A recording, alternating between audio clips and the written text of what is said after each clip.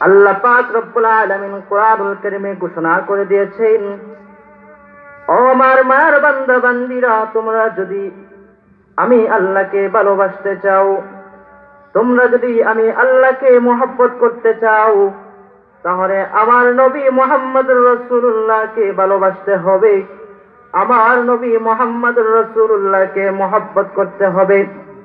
এখন কথা হলো, আল্লাহকে ভালোবাসতে হবে।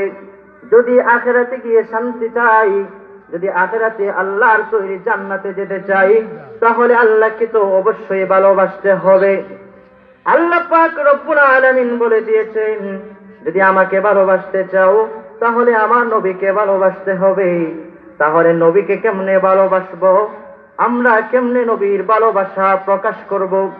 এই জন্য আল্লাহর নবী অসংখ্য গণিত হাদিসের মধ্যে এই কথা বলে দিয়েছেন, এই আমার উম্মতের দল, তোমরা যদি আমাকে মহব্বত করতে চাও তাহলে তোমরা আমার সুন্নতকে আঁকড়ে ধরো।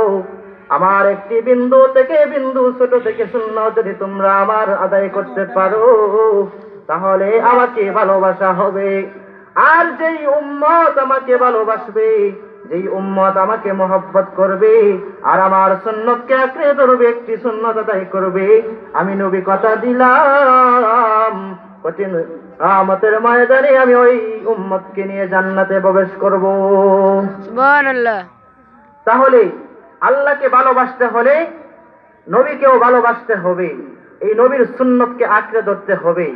আমার ভাইয়েরা, এই দুনিয়াটা চিরস্থায়ী না, এই দুনিয়া ছেড়ে একদিন আমাদেরকে চলে যেতে হবে।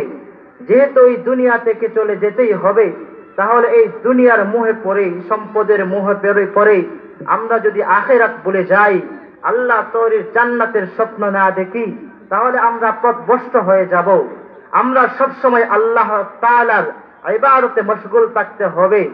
যতটুকু পারি আমরা আল্লাহ তাআলার ইবাদতে এমন ভাবে মশগুল থাকতে হবে যাতে করে যখনই মালাকুল মউত আমাদের সামনে এসে আমাদের জানটা কবজ করে নেওয়ার জন্য আমরা যেন পেরেশান না হয়ে যাই। আল্লাহর এক ওলি এমন ছিলেন যে যিনি 24টা ঘন্টায় আল্লাহ পাকের এমন ভাবে সান্নিধ্যে থাকতেন, ইবাদতে সান্নিধ্যে থাকতেন, যে উনি সব সময় মনে করতেন যে আমি এমন অবস্থায় থাকবো যেন আজরাইল যখনই আসে তখনই আমি আল্লাহ পাকের ডাকে সাড়া দেওয়ার জন্য প্রস্তুত থাকি। এই আল্লাহর বান্দা একদিন রাস্তা দিয়ে হেঁটে যাইতেছে, হঠাৎ করে এক ব্যক্তি এই আল্লাহর ওলির সামনে এসে হাজির, সালাম দিল।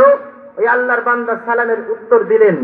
সালামের উত্তর দেওয়ার পরে আল্লাহর ওলি বলতেছে, হে ভাই, তুমি কে? এই গ্রামের মধ্যে তো তোমাকে আমি আর কোনোদিন দেখি নাই। তখন ওই ব্যক্তি বলতেছে, ওগো আল্লাহর বান্দা, আমি হইলাম মালাকুল মাউত, আজরাইল। আল্লাহর বান্দা বুঝার বাকি রইল না, যেহেতু আজরাইল আমার কাছে এসে গেছে, এর মানে বুঝা গেল আমার জান এখন কবজ করা হবে। কারণ আজরাইল অযথা কোনো মানুষের সামনে আসে না, অবশ্যই আল্লাহ পাকের কাছ থেকে হুকুম পেয়েছে আমার জান কবজ করার জন্য। আল্লাহর ওলি ডেকে বলে, ও মালাকুল মাউত, আমার জান কবজ করবা, আমি রাজি আছি, আমার ওযু আছে, আমি এখন নামাজের মধ্যে দাঁড়াবো, যখন সিজদার মধ্যে যাই তখন আমার জানটা তুমি কবজ করে নিয়ে যেও। মালাকুল মাউত ডেকে বলে, ও আল্লাহর ওলি, তোমার জান কবজ করব, ঠিক আছে, কিন্তু এখন করব না। অসংখ্য অগণিত ফেরেশতা তোমার গুণগান গাইতেছিল যে তুমি এক আল্লাহর ওলি। আমি আকাশ দিয়ে যাইতেছিলাম, তখন তোমার গুণগান শোনার পরে আমি তোমাকে দেখার জন্য এসে গেছি, কিন্তু এখন জান কবজ করার জন্য আসি নাই।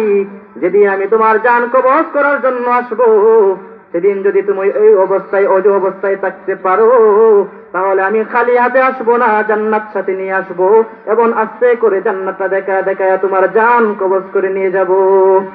যে কথাগুলো বললাম, আল্লাহ পাক রব্বুল আলামিন আমাদেরকে আমল করার তৌফিক দান করুন।